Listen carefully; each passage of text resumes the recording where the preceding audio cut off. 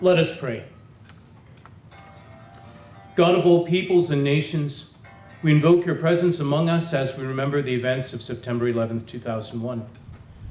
We pray for the eternal rest of the more than 3,000 men, women, and children who lost their lives that day. Civilians, military, firefighters, police, and rescue workers. We ask for your blessings of peace and healing for the thousands of families and communities who lost loved ones that day. We invoke your comfort and healing for those who still feel the losses of that day just as strongly today as then.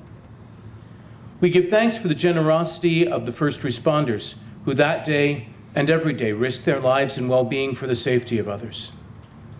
We seek your guidance for our nation and all the nations of the world as we follow your path of justice rather than vengeance, of equity rather than domination, of generous cooperation rather than bitter rivalry.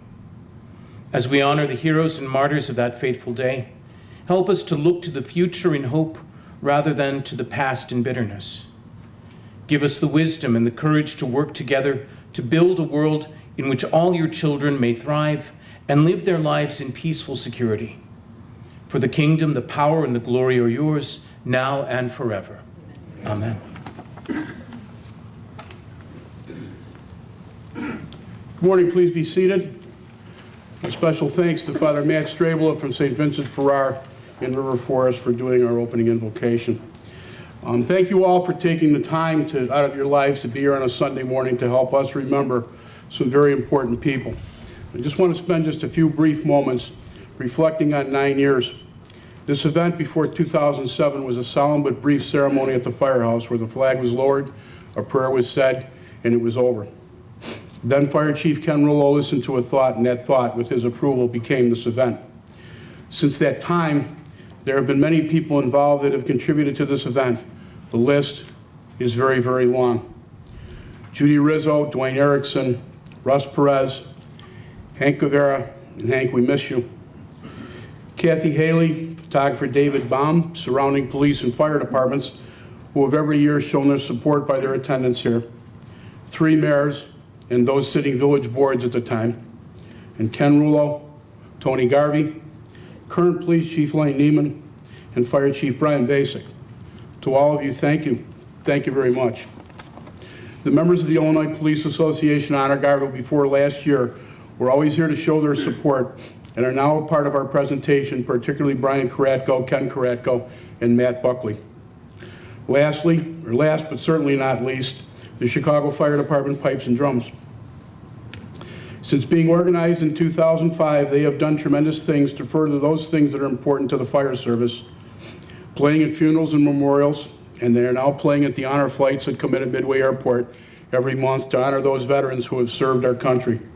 What a tribute to these people that gave so much. To all of you guys in this band, my personal thanks and I can't personally thank you enough.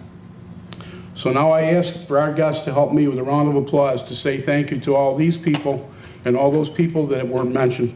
With a round of applause.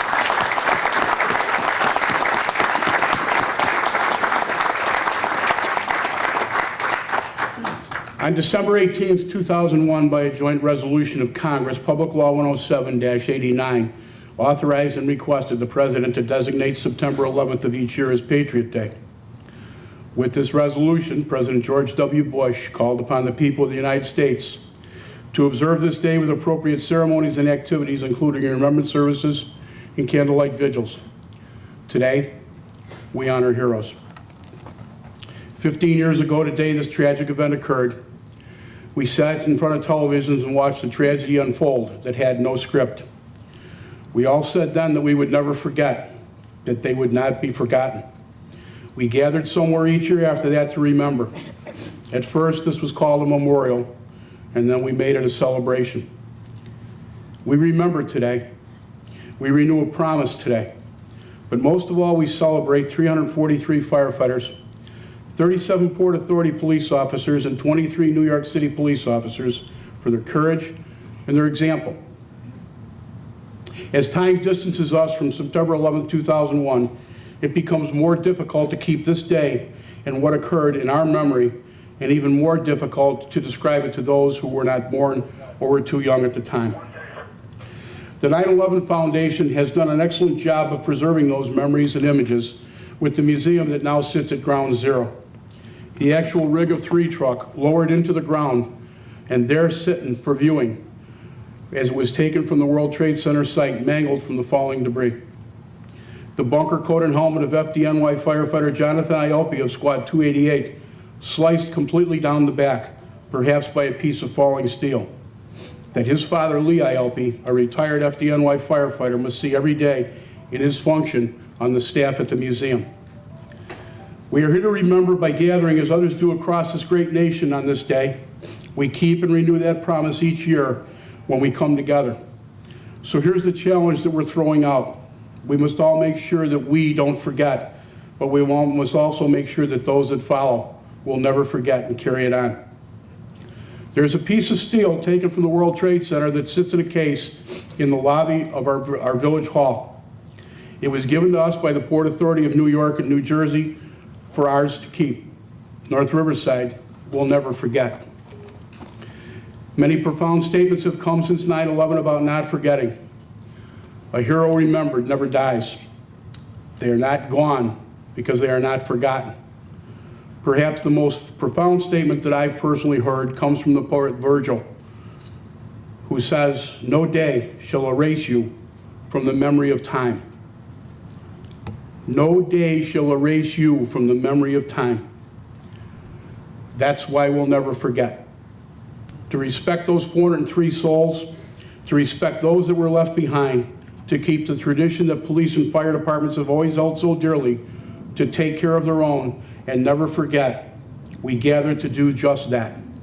In keeping with this remembering and never forgetting, we ask you now to help us remember by giving those heroes a round of applause to celebrate them, to the heroes of 9/11, never forgotten.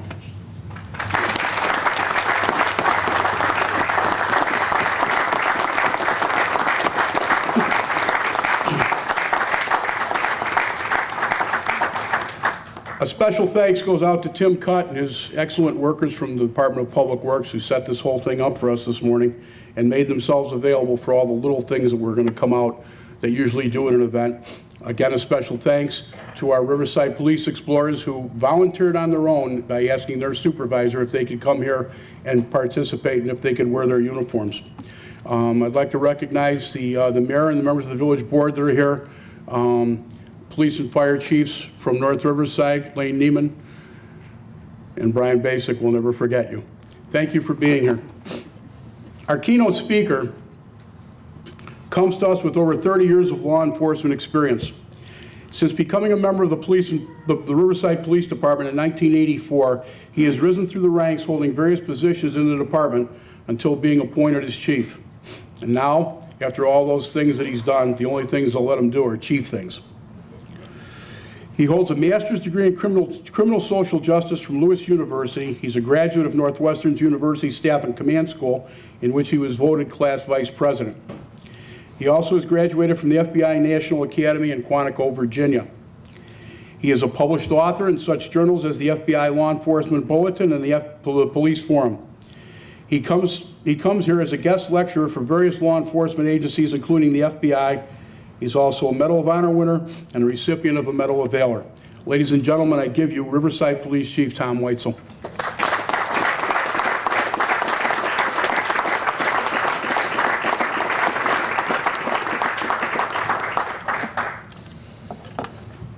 Thank you, Ralph. And before I talk on my prepared remarks, I'd also like to thank Mayor Hermanek, Chief Neiman, and Fire Chief Basek, who I've gotten to know much better in the recent months with our consolidated dispatching efforts that we've been going through. Don't be put off by the amount of papers I have. The point is like 24, so I can read it, trying without my glasses. And before I came here this morning, my wife edited so it wouldn't be that long.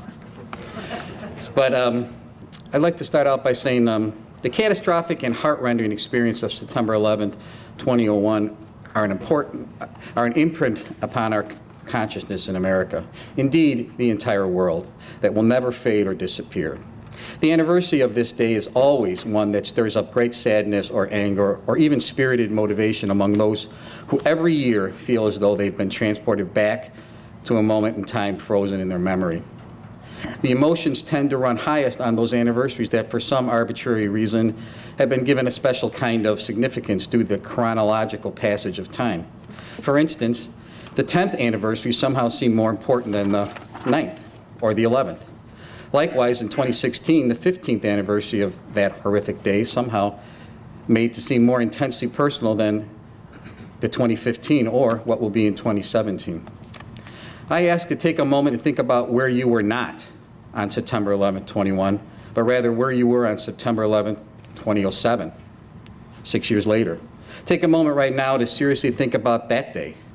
What can you recall about how you observed not the 5th anniversary of the attacks, but the 6th? Did you watch what has become almost a cleansing ritual every September 11th? The live rebroadcast as it happened on CNBC, CNN? Did you perhaps watch or listen to the tolling of the bell to mark the passing of each individual life? You may have done those things on the 6th anniversary of 9/11 in 2007, or the 8th, or the 13th. You may not recall exactly how you observed the anniversary of those sights and sounds that are forever burned into your memory. However, every single anniversary of that awful day that changed the world is equally important. It really doesn't matter whether you remember if you watched the As It Happened replay on the news channels or whether you chose instead to watch reruns of, say, The Big Bang Theory. Don't feel bad that you have lately decided to do something like watch episodes of Game of Thrones, or binge watch Breaking Bad, or go for a drive, see a movie, or do whatever you can to get away from the memories of that horrible day. There is nothing to feel guilty about, because I know that each and every September 11th anniversary, for as long as each and every one of you live, one of the scenes that you will call to mind vividly is the men and women in various uniforms running. Not running away from terror from a giant hole inside the Pentagon or flames spewing from the tallest structures in New York City, but running towards the unknown. No, that's actually not right. Firefighters and police officers never run towards the unknown. That's what makes them true heroes. Every firefighter and police officer knows that what may lie ahead in store for them. You do not become a firefighter or police officer without knowing that when the bell rings and the sirens blare, you are being called to step into harm's way. Brave men and women in New York and Washington who responded to the calls that day knew that they were going to step into uncertainty, just like they do every day they respond, and they disregard their own personal safety. First responders and, at the Pentagon, soldiers joined their brothers and sisters unilaterally, disregarding any thoughts of self-preservation. That is what the rest of us don't get. That's what we can't get. Every day, first responders get the call to do the job they were trained to do. They could wind up being September 11, 2001 all over again.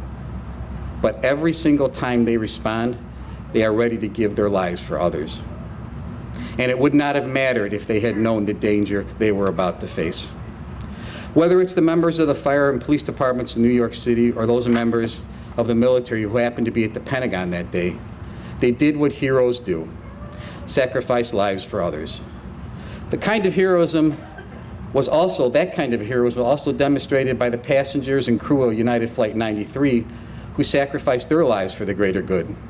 They showed us that under the right circumstances and in the right moment, we all have the potential to be heroes.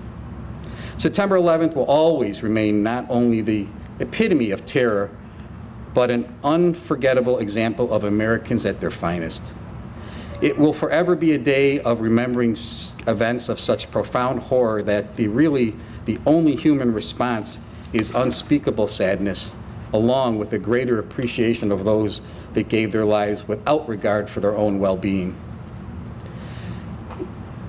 It is an incredible demonstration of not only first responders that are our heroes given opportunities to be heroes, but that ordinary people can also be heroes as well. We are a nation of heroes, some obvious, some less so, but every one of us, every last one of us, has the potential to be a hero in the face of terror. And I would like to add in the end that over the past 7 or 8 years, I've seen the fire and police service become more aligned than I ever have in my 31-year career. In my municipality and many of the meetings I go to now, they don't refer to us as police and fire anymore. Almost exclusively you hear public safety. We work directly, police work directly with fire. I've worked more with the fire chiefs, paramedics in the last 10 years than I did in the first 22 years of my career. And if that's one of the things that came out of this tragedy, well, that was a positive, because as a police chief, I can tell you I have the highest respect for our men and women in the fire service, as I do the police service. But as I've gotten to know our brothers and sisters that work in the fire service, I want to tell you that they are true heroes. And as a police chief, I have the highest respect for their service and the way that they put their lives first amongst outside of their own. So with that, I'll end and say God bless and thank you.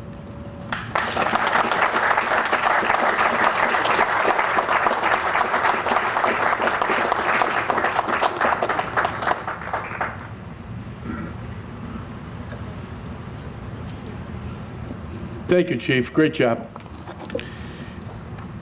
Each day in the last year or so, we seem to hear about another tragedy occurring. Another police officer shot, another firefighter killed. In early June, 5 Dallas police officers were killed while supervising a peaceful protest. 7 others were injured in the same event. This was the largest attack on police since 9/11. There seems to be a growing trend in 2016 of police officer deaths while doing their job. During one very short period this year, there were 18 police officers killed in the line of duty in 11 days. The latest threat to firefighters in their job seems to be the cancer contracted from the carcinogens and hazardous substances that they come into contact with every day in their job. In addition, the day after the Dallas attacks, a social media release came out circulating from some militant group that said that firemen were to be added into the target list. And we would be remiss if we didn't mention the increasing suicide rate among police officers and firefighters, both active and retired. But everything is not doom and gloom, though. Unfortunately, these acts will continue until we take steps to change the culture. And despite these tragedies, these brave men and women put that uniform on every day, and they continue to respond. They do this without question because at some point in their lives, they raised their right hands and took an oath to serve and protect, an oath that they took very serious and solemn. Former professional baseball player Mike Piazza, at his Hall of Fame induction this past July, said in his speech, "September 11th, 2001 is a day that forever changed our lives. to witness the darkest evil of human heart and how it tore many loved ones from their families will forever be burned in my soul. But from tragedy and sorrow came bravery, love, compassion, character, and eventually healing. Many of you give me praise for the two-run home run on the first game back on September 21st to push us ahead of the rival Atlanta Braves.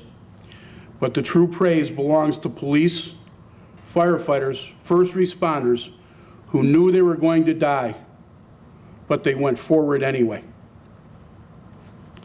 On the biggest day of a Major League Baseball player's life, Mike Piazza took the time to honor first responders. They are a humble group, these first responders. It has been said that a person becomes a hero on the day that they pin a badge on their chest, and everything after that is just considered part of the job. We call this event a celebration of heroes. Each year we celebrate our local heroes for their service and dedication. The President of the United States has said many times throughout these trying times that we cannot thank these police officers and firefighters enough. We can't. I believe that the best way that this gratitude can be shown is to simply walk up to a police officer or walk up to a firefighter and simply say, thank you. I believe it would mean the world to these people to know that they have the support of the people that they serve and that all is not in vain. And so in keeping with that, I'd like to say thank you by asking you for a round of applause from the people that are in this audience, along with each other, to say thank you for your service.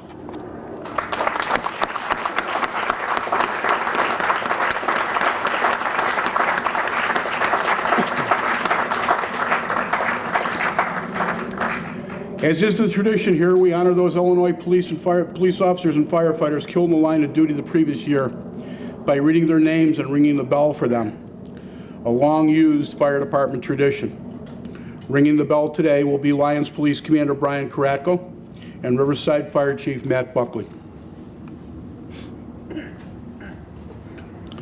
There were 130 police officers killed in the United States in the line of duty in 2015. Here in Illinois, Stone Park Police Officer George S. Nissen, end of watch, March 12, 2015. Tazewell County Deputy Sheriff Craig S. Wissenen, end of watch, August 11th, 2015. McHenry County Deputy Sheriff Richard A. Hall, end of watch, September 14th, 2015. In the nation, there were 91 firefighters killed in the line of duty. Here in Illinois, Medora Community Fire Protection District Chief Kenneth J. Lear, last alarm, February 5th, 2015.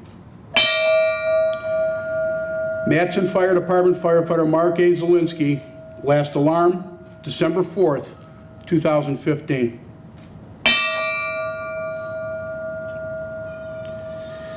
Chicago Fire Department firefighter Daniel V. Capuano, last alarm, December 14th, 2015. And finally, to remember all those who have died in service to the public on this day, September 11th.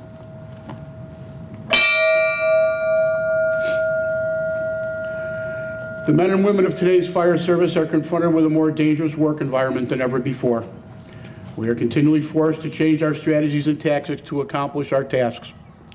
Our methods may change, but our goals remain the same as they were in the past, to save lives and to protect property, sometimes at a terrible cost.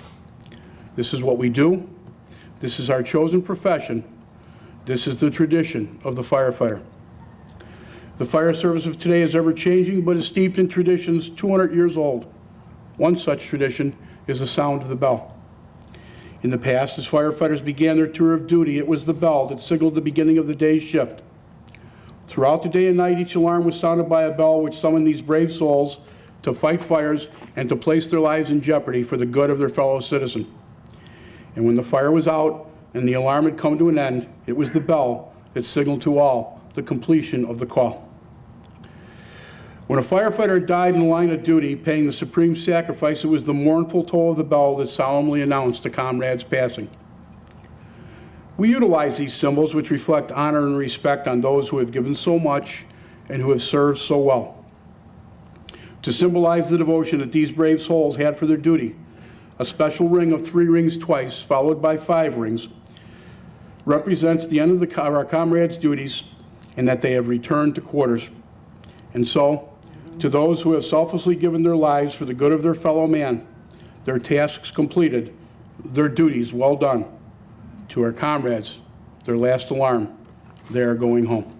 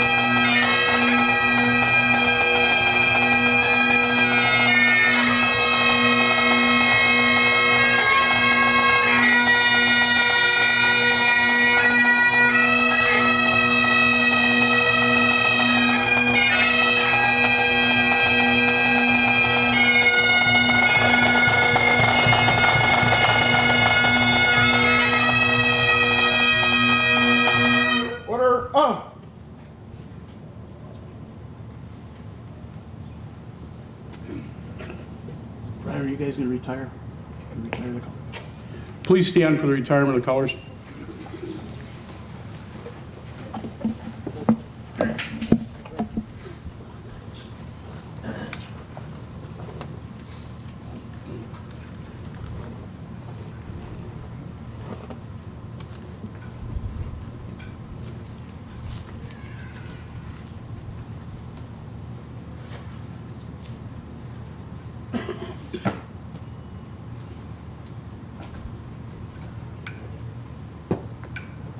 Reset. Up. Order. Up. Hold.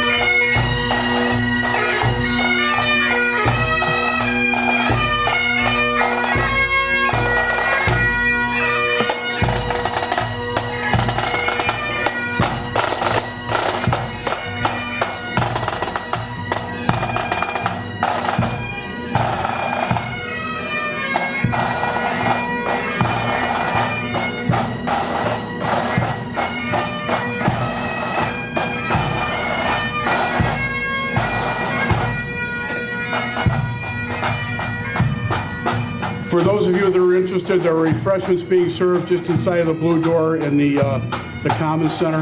Thank you all for coming. Have a great day, and thank you for everything.